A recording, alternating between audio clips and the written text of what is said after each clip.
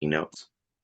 So that's the explanation of the double dragon, but it absolutely works. And Zach, you shouldn't feel any way. Not that you do, but if you're really getting good at it, you're talking like 20% of the time. You're just asking questions and writing down what they say, and then in the end, kind of like, you know, so Andy, it sounds like you did the questionnaire for this reason. This is what your ideal outcome is. These are the things you're concerned with. Look, if Monica can maybe identify gaps in what you're currently doing to get you where you want to go and make some suggestions for improvement, would that be helpful? If you can get to that line, you're going to book Monica a meeting. I'm assuming you're booking for Monica. That's really what you were trying to get to in that first call, is the point of, if this and that and that and that, would that be helpful? Which transitions nicely into, great, when's a good time in the next couple of days for you and Monica to just continue this conversation. That's it. That is your closing line. Awesome, Andy. Thank you. Gotcha. Yeah. I'm sure you probably enlightened a few people on here because of that. And it is a great strategy. So we'll go over to Carlo. You have your hand up? Yeah, I have a couple of questions, and good morning, everyone. So I just signed up. I just got my dump of leads, and I made the first round of calls yesterday from 5 to 7. So I have two questions. Number one is, in your experience, is there a particular time of the day or a particular day of the week where you get more success than other times? And the second question is, I see that you recommend to kind of keep calling those that maybe I got a voicemail, I didn't leave the voicemail, and call back every couple of days. But is the information staying there, let's say 3 months from now? I'm going to keep calling them, a few times, but then I want to keep going back to them over time, right? Now, the leads, do they stay after a month, or they get canceled out and you get new ones? So I'll open up the question to the group, but I'll answer your second question first, Carlo. Those leads are yours forever. You can go back a year later, 2 years later, 3 years later, and those leads are still there and they're still yours. But regarding the and question, you can export them too. You can export them. You can do a CSV export. So yeah, those are your leads. They're never shared or recycled. Which is important, because we'll get George to talk about why that's important in a minute. But the original question was, when's the best time to call? Is that effectively what the question was, Carlo? Fantastic. I'd love to hear from the group, and then I know Andy and I probably have an opinion on this. Who wants to start? And so would Cody. Cody's done a lot of calling too, so I'm sure he can give some insight onto that. For reaching out to people on a specific day, I don't think it matters a day and time as much as it matters on how quickly you can get to them after they filled out the questionnaire. In my personal experience, I have a much better rate of getting people on the phone when I call them maybe 20, 30 minutes after they've done the questionnaire. I'm not one to do it once I see it. I get a little nervous that I'm creeping on them, but I'll give it 20, 30 minutes, give them the call, and I have a much better success rate as opposed to doing it at a certain day or time. And if I don't get them on that first call, I definitely notice that I might not get to them. Sometimes, you're calling someone 10 times and you kind of put them on the back burner, but calling them within the first 20 to 30 minutes has definitely been the most success for me. That's some great advice right there. Anybody else want to chime in? Guys, like we're financial planners. We talk for a living. Go ahead, Jesse. I feel like Fridays are better for me. Just Fridays, like the week slows down and they're more willing to pick up the phone and answer. I definitely get more people answering me on Fridays versus any other day. Not necessarily a specific time, but Friday. So I'm glad you actually mentioned that, Jesse, because if you actually did research online, when's the best time and when's the worst time to make calls, you will notice almost every single time they'll say Friday is the worst time to ever call anybody. But what they don't tell you, or if you dig a little bit deeper into the details, that's B2B. So that's people calling businesses And that's when they're kind of slowing down. They don't want to talk to anybody. But we're B2C. We're calling customers. We're calling the retail customers in the end. And to what you're saying, Jesse, I agree with that 100%. Friday is usually the time where people are kind of looking forward to the weekend. Things are slowing down. There's a lot less stress. Far more open to have that conversation on a Friday than certainly like on a Monday morning, right? So agree with you 100%, Jesse. Good call on that one. Yeah, and We I call think it the trap Friday. Mondays to me are the worst day because it's just like everybody's getting their day started and it's like we're always an interruption and it's like worse on a Monday than Friday. They're not gonna be as upset maybe that you're interrupting them because they're having a slower day. That's just my take. Agreed. And to what Monica was saying, shortly after they fill out the questionnaire is a really good time. Everything's still fresh in their mind. Chances are they may even still be in front of their computer. So it's not like they can say, no, I didn't do this. It's right there in front of them, right? So that's really good. Now, I will preface this a little bit. If you ever get somebody that fills this out at a ridiculous time, like at 2 o'clock in the morning, 5 o'clock in the morning, or even 11 o'clock at night, you may, okay, first of all, don't call. Okay, that's a time that you don't call in 30 minutes. But what I will tell you is this. That is a motivated customer right there, or a motivated potential client. Because why would anyone wake up at 2 o'clock in the morning and fill out an investment questionnaire, which, let's be honest, it didn't hit their computer by random. They probably searched for something about retirement, about money, about something. So they have a pain. They have a pain that's keeping them up at night. And that's the reason, most likely the reason why they're filling this out at 2 o'clock in the morning. So keep that in mind when you're calling them, because that is most likely your most motivated household that you can call. Yeah. In addition to that, piggybacking on what Ermos just said, you should be aware of when they filled it out, right? Because one, that could be an indicator of when's a good time of day that they're not busy. If you have that 2 a.m. thing, a fantastic way to overcome any kind of resistance that you're going to get on that first outreach. Somebody says, "Oh, I'm good," right? And you say, "Oh, before I let you go, I was just curious. I noticed you filled this out at like 3 a.m. How did that happen?"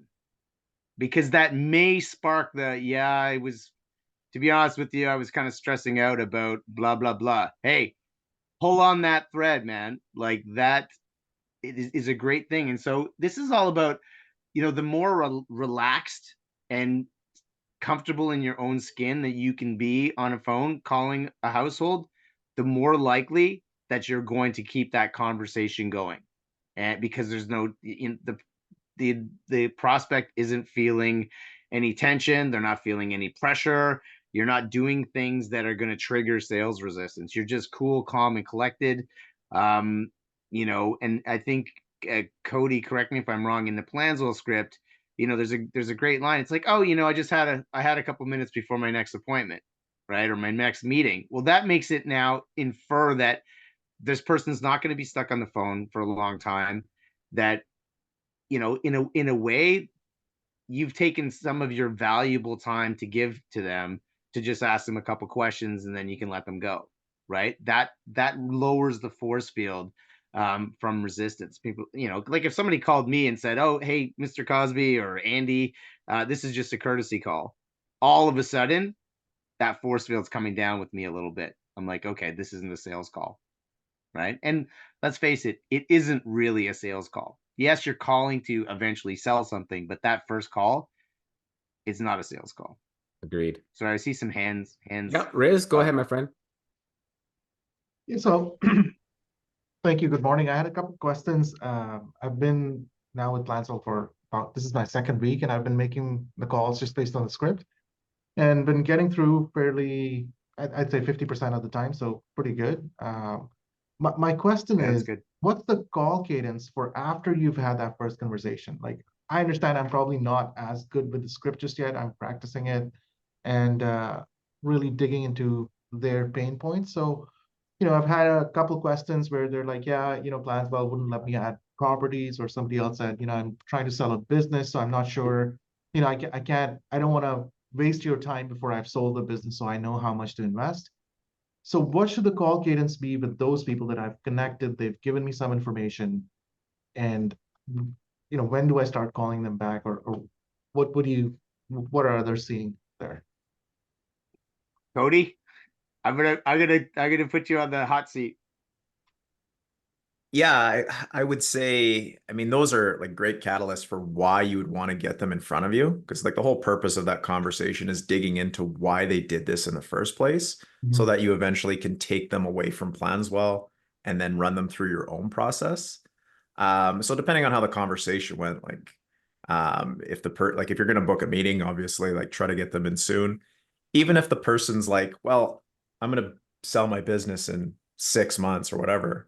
It's like, well, obviously this is something that's weighing on your mind. Like, let's get you in so you get your ducks in a row. I can get you some information, and then it'll just kind of help you sort of navigate the waters from there. But yeah, like once you have that conversation, then it's kind of dealer's choice depending on the client situation would be my 2 cents. Yeah, for sure. I think that the next step should always be continuing the conversation when you didn't call them out of the blue and asking them, how would they like to do that? Do they want to meet in person? Are they okay with a Zoom call? Do they want to have another scheduled call where you could really dive into it, where you didn't call them out of the blue? That to me is the next step. But I think on the first call, you really do want to find out, paint a little bit of a picture and get them to paint the picture for you, right? Like, with this guy selling the business. Oh, why are you selling the business? Oh, because I've owned this business for 30 years. So why now? Because blah, blah, blah, blah, blah. And so let's say the sale of the business goes well, then what? Like, what are you looking for? You're retired. Are you going to start another business, or is it kick your feet up? What are you going to do at that time? Right? Get that kind of dream outcome. What are your concerns? Where do you go for advice? All these kinds of things. And then kind of sum it up with, hey, thanks for sharing all this. Sounds like A, B, C, D, but this and that. As I said, when in the next couple days can we continue the conversation? Not book a meeting, not a consultation. When can we talk again? As soon as possible, where I didn't call you out of the blue. And then when you get on that next call, right? It's like, oh, hey, Riz. So, thanks. We talked the other day. You shared this and that. Did anything else pop up for you between when we talked and now? What's on your mind? What's your number one priority right now? And get to questions like, so if we were to work together, how would you want that to look? And basically, the person's going to tell you exactly what you need to say and do to get them to be like, yes, I want to work with you. Like you've nailed it. You know exactly what I want, right? That's it. It's not complicated. I can't speak for Cody and Ermos and George and but I can tell you, I know that I have oftentimes I know I already have a client before I've even done any planning for them. Well, let me add something. So it's not about the numbers. I need to add something to put the fear of God into everybody. So Riz, was that your situation, Riz, where somebody said they have a business? Yeah. So let me kind of tell you actual situations. Yeah. I beg your pardon? So both situations I shared were actual phone calls that I had with them, and okay. So let me, Riz, if it wasn't enough, let me give you the incentive to make sure that you get in front of them as soon as possible. Okay. Lots of business owners pour their assets or their resources and their money back into their business. So on paper, they have a business worth lots, but in the bank account, it shows very little amount of money. So chances are for the past 10, 15, 20 years, they're under the radar of the banker because there's only a couple $100,000 in there or even less. So no service, no advice, nothing to the bank. This person who owns a business does not exist. Now they sell the business and $5 million hits that bank account. What do you think is going to happen, Riz? Yeah, they're just going to go up to the wealth management division and they're going to be all over them. They're going to be all over them. So if you're not in there having that conversation before that $5 million or $6 million or $2 million hits that bank account, Now you're going to be like 4th, 5th, 8th in line because the bank is going to be tripping all over themselves to be all over this business owner. So it's imperative that you start your relationship as little as it is before that sale is made and that money hits that bank account. Yeah. And Riz, I'm curious, how good did their numbers look before you spoke to them? Like when you looked at the inputs, did you go, oh, this is a crappy lead, like this isn't going to turn into much? Or like, how did it align with what you now believe about the opportunity with that lead? So they look pretty good. From Okay. the start, yeah. So he's got a paid off house, no mortgage there. He's got, you know, maybe 400,000 or 500,000 in his RSPs. He said he's got about a property that's worth a rental property that's worth maybe about 1.5, and also the business that he's trying to sell. So he didn't put a number for the business itself. And when I spoke to him, he said, yeah, he has to sell the business because of his health condition. You know, he's not allowed to work anymore just because he had some health issues. So that's why he is looking to sell the business and exit out of it. And one of the things that he said was he's now just kind of two minds whether he sells that rental property just based on what he's going to get, or does he keep it rented. So that's another thing that Right. he wanted to discuss. Yeah. But overall, there was actually more opportunity than what you initially saw in the numbers. That's the 100%, yeah. point I was getting to, is 100%. for everybody that's new, don't judge a book by its cover. We have seen stories over and over again where there was way more than what's at stake. I don't know, Monica, if that was the case for like one or the two of the clients, because I know you had a situation where you got some business, but then you found out there was way more. But I don't know if that was reflected when you first got that lead or not. I've had a couple situations like that. The one that you're talking about that I landed is a $7 or $8 million client, and I thought the numbers were fudged. And you're like, why do you think that? And the numbers were real. And he brought over 700,000 and just brought over another 500, and now he is bringing over his 2 kids' trust accounts. So it's a gift that keeps on giving. In another case, we had in another case we had I didn't get this guy. He was shopping and I got him right at the end. He wanted to make a decision by an arbitrary date, which was silly in my mind, but he did. And on paper he said that he had $1 million, but in reality he had a business that he was eventually going to sell that was worth over 100 million. So didn't get that one, but always fun when they come through. So Yet. Monica, yeah, I was just gonna say yet. I'm telling you, I'm serious. He's still on the email chain, and we do still call him, and he does still open our emails. I've sent out emails like, have you made a decision? And he doesn't get back to me. Because I wish he could confirm whether that has happened, but yeah. Awesome. Monica, Yeah, if you don't hang in mind, there with that guy. Monica, if you don't mind, can you private message me your phone number? I would love to have a discussion about bringing you on Andy and Ermos Live. Really? Yeah. I think you'd be able to help a lot of Sure. people. Yeah? Okay. So just Yeah, pop I your would do number it. in there. Yeah, We we've don't have chat seen. here, but I can email it to you.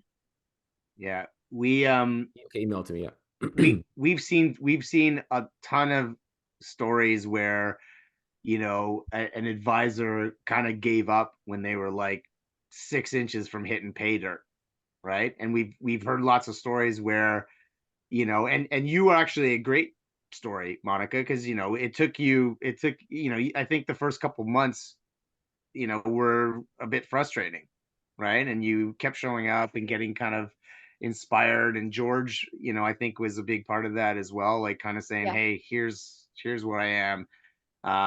But man, I mean, it really only takes one whale of a client, you know, for you to go, okay, this was all worth it. The 5 months, the whatever that cost was in getting households.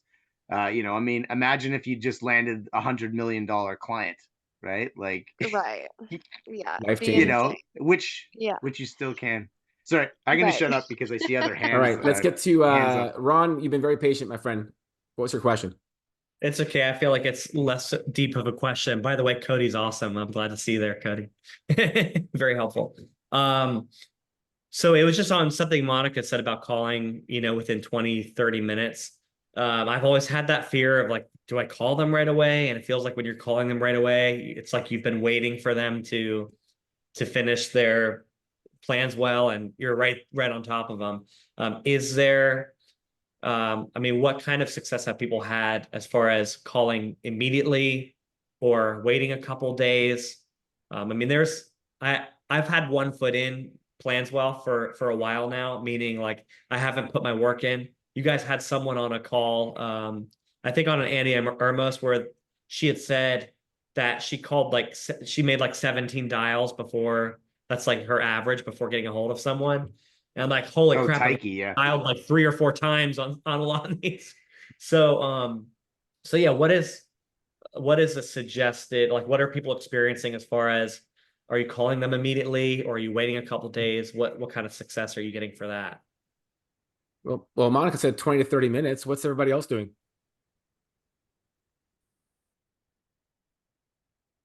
Three weeks. I know I'm not the best guy to ask. 3 weeks. We call them the next day. So if they filled out, if I receive something like after 7 or 8 p.m., I'll call them the next morning. Yeah, and Riz, you said you think you've gotten in touch with half of them Yeah. so far? So we Yeah. said? Yeah. That's pretty decent, right? So, the leads don't go cold, right? They get cooler the longer you wait. But and I think we probably move over to George eventually after the questions. You can keep leads warm.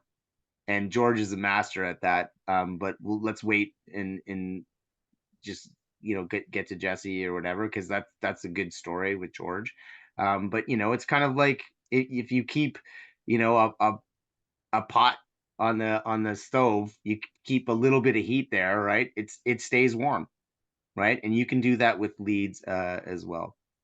Did anybody else want to weigh in on what Ron was asking about? What the time duration is? I would concur with Monica. I think the sooner the better, to be honest. Yeah. Oh, Fresh absolutely. in their mind. Absolutely.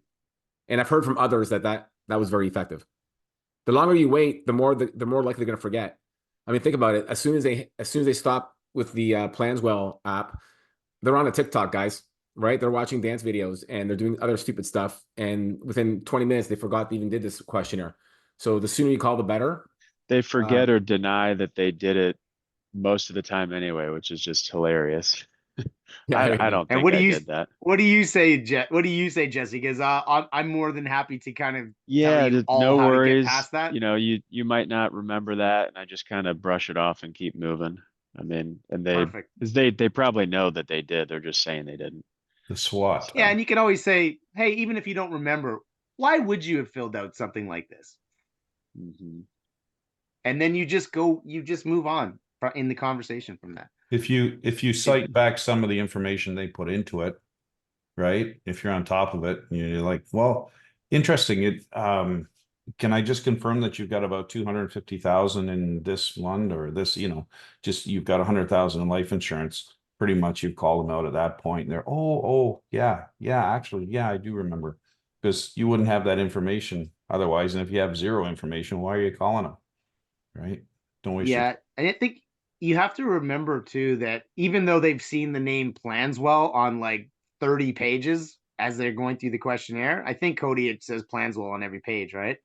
That doesn't mean it's sinking in, right? So it's possible that the Planswell isn't triggering what that is, right? Guys, Or hold on, Andy. Hey, 1 second. Guys, it doesn't matter. Just resend them the plan. Yeah. It takes 2 seconds to resend them the plan. So you can either resend it by hitting the 3 dots in the top right-hand corner and it comes through the Planswell email, or you can just download it in PDF format and email it through your own email. Either way, by resending the original plan, they can't say, I never did it. There it is. It's right there in your inbox. Yeah. And so if you watch the Matthew Harrison partner success call, and it's an oldie but a goodie. what he does is he actually resends it. So for leads that are like, 4 or 5 days old or weeks old, he'll resend the plan and then call and say, "Oh, hey Jesse, this is just Matthew Harrison. In regards to Planswell, this is a courtesy call. You filled out this plan the other day. Sometimes it goes into people's junk mail. They never see it, and that's kind of defeats the purpose of doing it. So I took the liberty of resending the plan email from Planswell yesterday. Did you receive it? And why do I love that approach? Because I don't care if Jesse says yes or no. Because here's what I'm going to say. Oh, well, since I have you on the phone, I was hoping I could ask you a couple of questions and then I can let you go if you don't want to chat any further. And boom, I'm right back into my script. So why'd you fill out the questionnaire? I love questions that you don't care whether it's a yes or a no answer to. It doesn't derail you. Right? Great. Jesse, When you do said you have a resend question? plan, I didn't even know this was a thing, so this is stupid, but are you talking about where it says resend delivery email that resends them the plan? If you click on it, it resends it from Planswell. So that what that sends is exactly what they would have got after they first completed the plan. That's wonderful. I didn't realize that. I'm going to use that. That's good. So Yeah, and then Mike, and so with Matthew Harrison, sorry, opening up the call with this is just a courtesy call. As I said 20 minutes ago, it lowers sales resistance. Right? Sorry, Jesse, whoever you I got a cut off question? there, I apologize. yeah, my question was, we've been setting up some meetings and I just want to hear from some people about what you might change in your sales process, getting sort of somebody that doesn't know you at all. We have our sales process. It works really well. Most of our leads come from referrals, people that know us, trust us. Maybe they want to do business with us or not. We find that out. But what do you guys do differently in your sales process? Once you book a meeting, you're gonna, they don't know us or anybody that knows us. So like specifically somebody that's closed business, like how long did it take? How many meetings did it take? Did you do anything different because the lead came from Planswell versus a strong referral from somebody else? Like what, if anybody has any experience there? Because we've had some decent meetings, but we haven't been able to close anybody. I'm just trying to tinker with what do we need to maybe tweak a little bit in our sales process because it's not a referral from somebody that knows us. It's somebody that has no idea who we are before the meeting. So just sorry, I'm going to play a little bit devil's advocate here. So you're saying you've actually had meetings and then you have difficulty getting to the next meeting?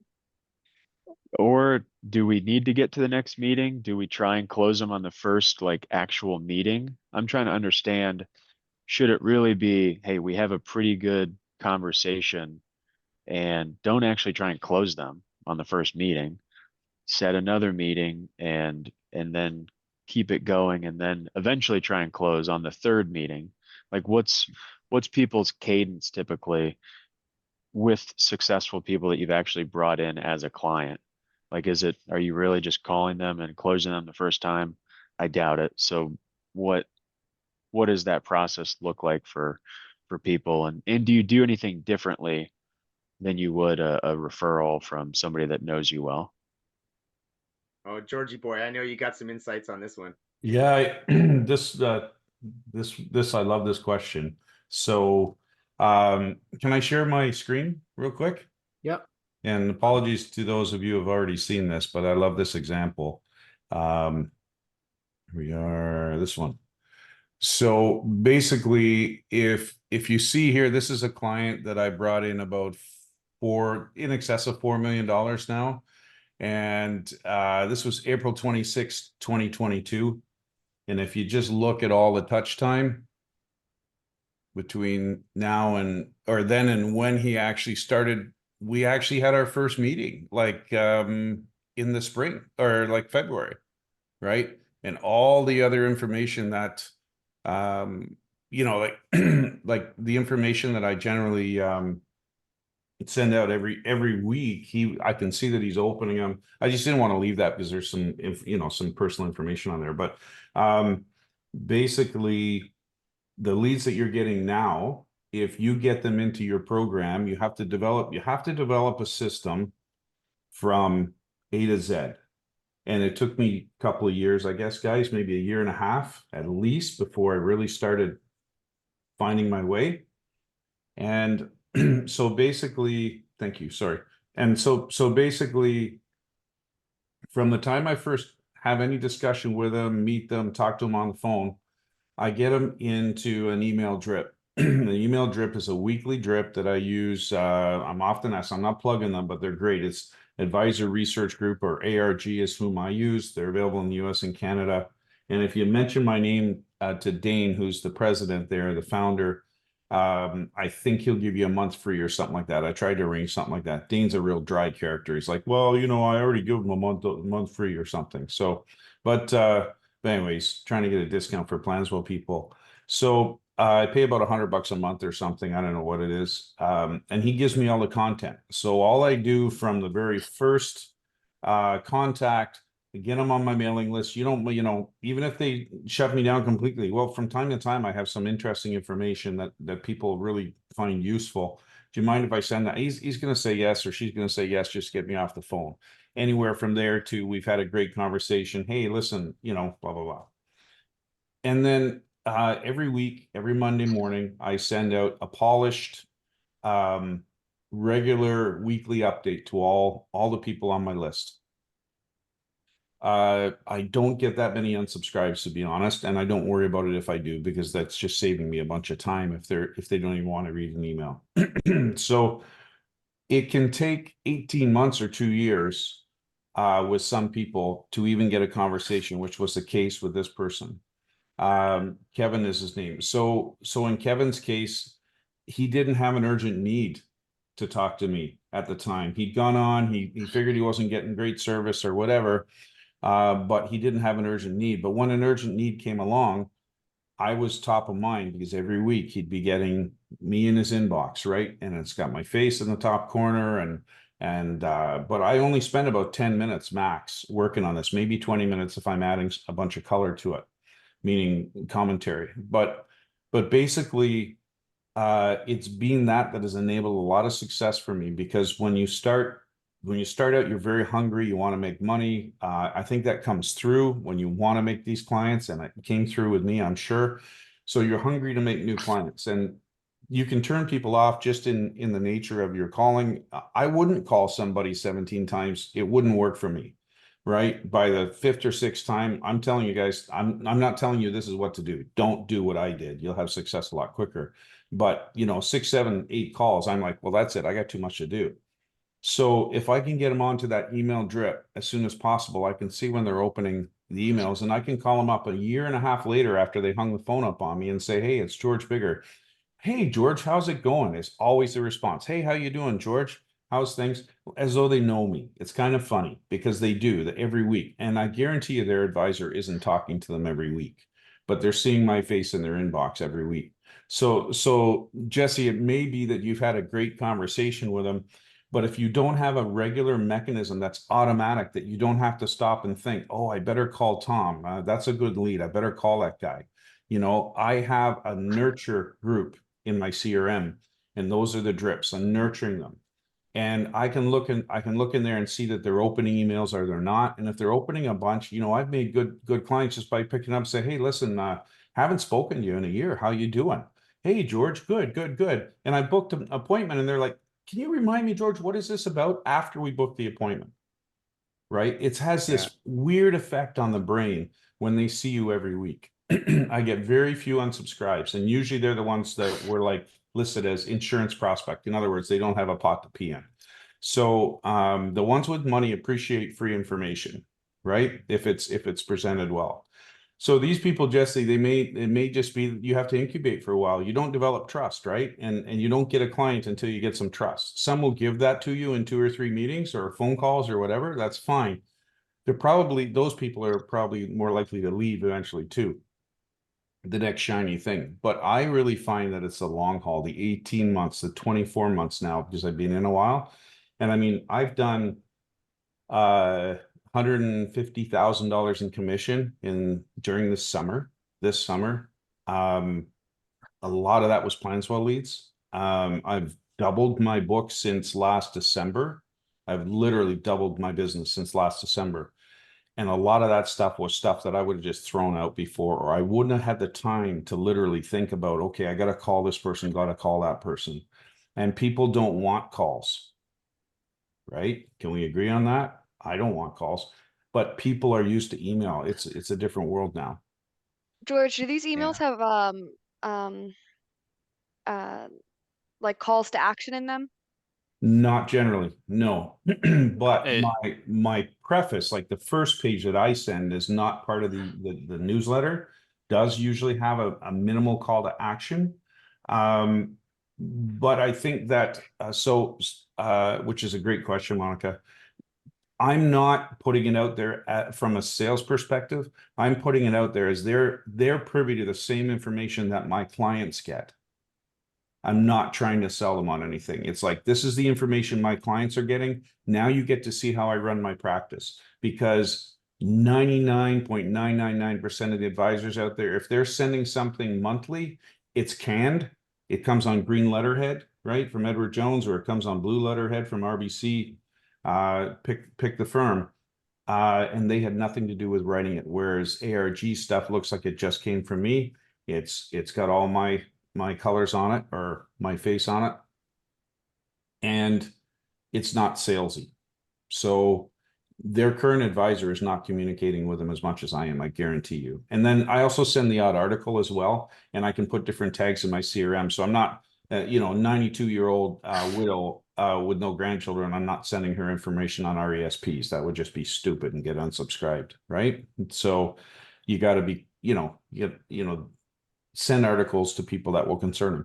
And then, so I'm doing okay now. So I was only half joking about the 3 weeks thing, but if I pick up the phone, like if I got time, I can spin through, my top prospects, and look at who's opening stuff, and I can just give them a call, hey, Brad, how's it going? Haven't spoken in a while. How's everything? You look through the file, obviously, but the key there is the CRM and the constant drip. Because I'm not letting, like, I paid for stuff over 2 years ago that I'm making money on now. That was the key part. And you also have to have, so Jesse, just to expand on your question a little bit, you got to have a solid process. So if I can just share one more time, if that's okay. Oh. Yeah, George, if you could just pause for 1 second. Yeah. But I think, Jesse, just to be clear, because we're getting short on time. Yep. You've had the meeting, and you're so this isn't about nurturing leads so much. You want to know what's the process they're ready to to get the meet. next meeting. Yeah. Or Right, but is that the goal? But is this after you've met with them? So because I thought you said we'd had some meetings, but then it didn't go anywhere. Our group together has had meetings with Planswell leads, is what I meant. So we've had, let's say, 8 meetings as a firm with Planswell leads. And that's what, a Zoom call? They come into the office? Teams. I think they've been all Teams calls, 45 minutes. So a video call. Yeah. So in my mind, if they've actually shown up and had a meeting, this is the same as if somebody had not been referred to you, but somebody who'd come to your site and checked you out. Like if they're actually there, they know why they're there to a certain degree. And hopefully you have discovered what their pain points and desired outcome is. So if it's not moving to the next stage after that, then something was missed on that first interaction. Well, you should know, right? After that interaction, that first actual meeting, they're not a Planswell lead anymore. They're your lead from your firm, right? You have to think of it that way. The difference is that they weren't referred by somebody that knows us and trusts us and works with us and has been through our process. So I'm just wondering if people in general tweak their approach because it's a name that came. They have similar pain points. They have similar fact patterns. Yes, but what's missing is a deep relationship with somebody that they trust that knows us. So I'm just curious, does that matter? I mean, it seems like it might matter. That's why I'm asking it. And so does anybody do anything differently in their approach You know, as opposed to trying to close them in 1 or 2 meetings, do you try and stretch it out intentionally? Do you introduce them, offer to introduce them to people that are existing clients? Like, do you do anything different than your typical process? I can definitely address that too. Something, am I able to share the screen? Yep. 1 second. Yeah, and we do, George, just Yeah. if we can, and your wealth of knowledge, we want to get to Carlo too before we For run sure. out of time. So Just really quickly, it's not letting me share. There we go. Now it is. So this is something that that I learned from Dave Zoller out of Chicago. You got to subscribe to him in order to get to the real nitty gritty. And I'm not going to give it away out of respect for him, but basically, the 1-page plan. So what I try to do is get people to sit with me and do this 1-page plan, Jesse. Like sit on Zoom. It's on Zoom typically. And I spend about 45 minutes talking to them about all the things you can see here. This is a sample. Dylan and Megan are my kids' names. And I go through, you know, what's important to them. I go through, you know, what are your goals? Where are you today? You know, and then obviously that leads to them sending me all of their statements and everything. And what are the top next steps and how do we implement? So, but I don't talk about solutions are never mentioned in that hour. Strategies are never mentioned beyond. Actually, I'm working with a couple right now out of Toronto, and actually they're in a very similar situation. We were able to do some really good stuff for them, but that's it. That's as far as I go. So just to clarify, you have this meeting, you go through this questionnaire, and then it's get their statements, get some more information. No, you're cutting it short, Jesse. You're selling it Okay. short. Hang on. So the whole purpose of this conversation is to ask one question. And then after I've gone through the questions, okay, basically I say, now, Jesse, I appreciate that you've opened up to be here, you know, yada, yada. We're going to look at all the different things that might get in the way of you accomplishing your goals. But you mind if I ask you a non-financial question, Jesse? And by now you've had 45 minutes, you've had some trust, and they always say yes. Jesse, what is the most important thing to you today about money? And let them talk. And then you start drilling down, and you drill down deeper and deeper and deeper, and you get to the emotional cues. And I can't do this in 5 minutes, but you get to the emotional cues that are driving them. It's always emotion, right? Even if it's a fear of eating cat food in their 80s, there's always an emotional connection. And once you find that, you've gone way deeper than any other advisor has ever gone. I guarantee you. And I could do a whole hour on that. And but this is always my first meeting. If I'm not going here in the first meeting, I'm getting far less success. If I go here in the first meeting, then it's naturally, okay, we're going to get together next week, 1 week from today, because you know that's usually a good time for them. And I'm going to discuss the report that I'm going to generate for them, this 1-page report. And I bill it as the lens through which you can make future financial decisions on anything. And you can take that to your current advisor if you like. It's non-threatening. And from there, I get into the 52-page report, right? Which is, sorry, I've lost that. I won't take any time, but oh, here it is. The 50-page report, right? Which is, I use snap projections, right? I get to that. And what I do is I actually give them a sheet so they can give me all their particulars up to date, and I'll sit and tweak on a Zoom, on the second Zoom call. I'll work through so they can see how the sausage is made. I'll let them see everything. We'll make decisions together. I'm going to sell my house when I'm 84, I think. Okay, blah, blah, blah, blah. And then I'll come out a third week, final report. So it's 3 meetings. First one, 1-page plan interview. Second one, present the plan for 10 minutes. Then spend the rest of the hour tweaking their financial plan because I've already got the information for it. Third one is to go and meet them in person, other than a few that were, 6-7 hours away. Meet them in person, go over everything. And by then you've established that you've done more than their current advisor. I guarantee you understand them better than anyone. Why the hell wouldn't they want to move to you? And you've probably uncovered a whole bunch of things, like a recent one. I brought in 1.6 million, not a Planswell one, but basically she was getting charged. She had 835,000 in cash, guaranteed income certificates, and savings account that they were charging her 1.25% to manage. Right? So the bottom line is, if you have a process like that where you have you know what the meetings are about, it's the same with everybody, and you got to figure out what that is for you. The very first meeting's always the same. So I have a 15-minute phone call at max to set up the one-page plan, to set up the second meeting and the third meeting, and I get them. I've had one guy that I didn't get, and he turned out to be a real dick. I'm glad I didn't get him. Pardon the expression, but I'm really glad I didn't get him. It was 2.2 million I didn't want to manage. Right? Got it. It's my process. All right, Carlo, you've been very patient. Yeah, thank you, George. Yeah, I love the drip and staying on top over time. But my question is on the text, on the leaving a voicemail. So, I understand that's not something you recommend. I want to see, if you don't get the person to answer, you just call back, or you ever leave a voicemail. This is open up to everybody. Anybody want to weigh in on messages and whatever, or text messages and things like that? I know there's some people here that have thoughts on it, but please, we got only 4 minutes left, so let's hear from somebody else, somebody new. I haven't had much luck with voicemail. Yeah, me either.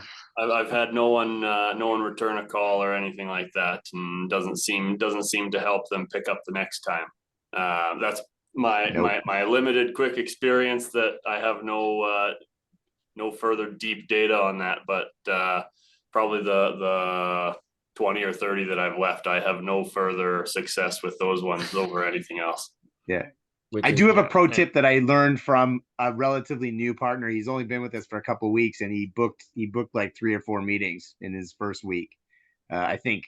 So what he does is, in a text, if he sends a text, he takes a screenshot of their plan and includes that in the text. So do you know what where there's like the chart that maps out their entire thing? Take a shot with your phone and send that after you've sent the text of, like, if you get to that point of sending a text, hi Preston, this is Andy. Plans will ask me to give you a quick call in regards to this. Had an idea for you, love to share it. Let me know when you have 2 minutes to chat. And the people called him back, right? Because seeing that screenshot either legitimized and reminded them that they did it, or made them kind of think, oh, I want to call this person. Like, how did they get this screenshot? Either way, you don't care. But it got them calling him back. And he booked both of those meetings, or all 3 of those people that called him back after sending that text. I have not done this myself, so I just want to be clear, but he told me this and I was like, oh, I got to share that in PlanCraft. Awesome. So I will add one last thing. If you get to the point, if you want to get a little bit better results, or a lot better results, leaving a voice message, the voice message itself is not really going to do it. However, if you send an email, when you leave a voice message, you reference that email. So I would say, Preston, it's Andy, it's Eremos, I'm calling from whatever we want to say. By the way, I sent you an email, subject line, tax planning. Far more likely they will open that email now because you reference that. So the voice message itself won't really help, but referencing or using the voice message to reference an email will likely get them to open that email at least. And that at least gives you an opportunity to catch their attention with the email. Voice messages don't work, guys. That's why we specifically say don't leave voice messages. Yeah, and I think Cody, in the best practices, we talk about, don't leave a voicemail until you've made at least 3 to 5 attempts. Is that the call cadence to that, something like that? Yeah, it's still showing no voicemails, but yeah, there's a lot of debate on this. My personal philosophy is like, yeah, after 3 calls, you can leave a short and sweet voicemail. It's not going to get a call back. But it increases the likelihood that they're actually going to answer the next time, because it's like, I'm a real human, probably local to you, just sparking some curiosity.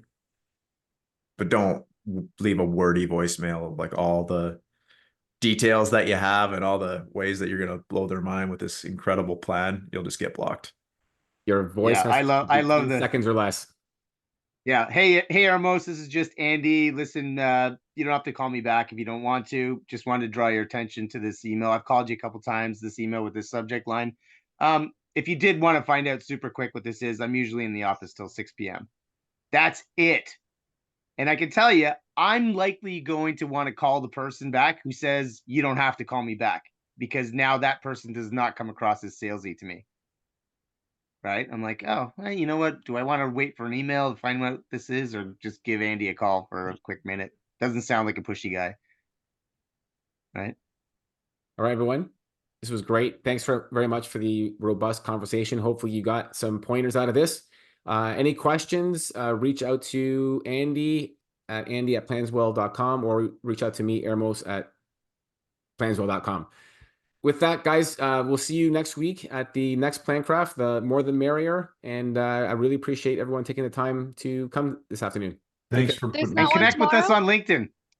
What's that? Hold on. Is there a meeting tomorrow? No, there isn't. I No. was asking Andy the same thing. I It's have in an my old calendar. one. Yeah, it's in my calendar. I'm like, wait, okay. Sounds Thanks, good. I think everyone. I Thank you. think a good practice is to go back and re-register through, like, I screwed up something with the calendar, like in the Zoom stuff. So it's Okay. probably a good idea to go back and re-register for all 4 of the things to get your proper calendar updates. Yeah. Because we were getting a lot of overlap and stuff like that. And so we wanted to make it, the first Monday, second Tuesday, third Wednesday, fourth Thursday. That's Got it. typically what it was, right? So I think they're okay. It was just the start date on 3 of them. So if you just back up the start date, I think it'll be fixed. I think tomorrow is the 4th Thursday though, because first was a Thursday. That's why it's showing Yeah. have a meeting tomorrow. we typically want to just have one per week. Yeah, Right. makes sense. Like ideally. So I've already deleted it from my calendar, so I'm not going to be there tomorrow. So we'll see you next week. Okay, everyone. And Monica, don't forget to send me your phone number, please. I sent you an email. Awesome. Thanks, everyone. Bye. Have a wonderful Take day. care. Thanks, guys. Bye. Bye.